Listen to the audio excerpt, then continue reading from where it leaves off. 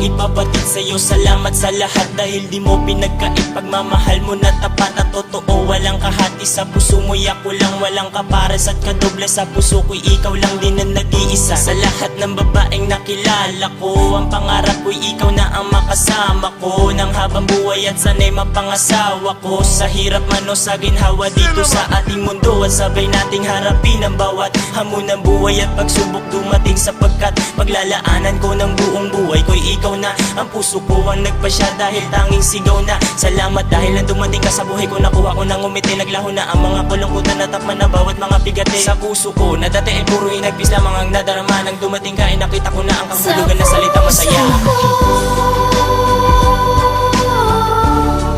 Ikaw lang ang iniibig ko, at sa buhay ko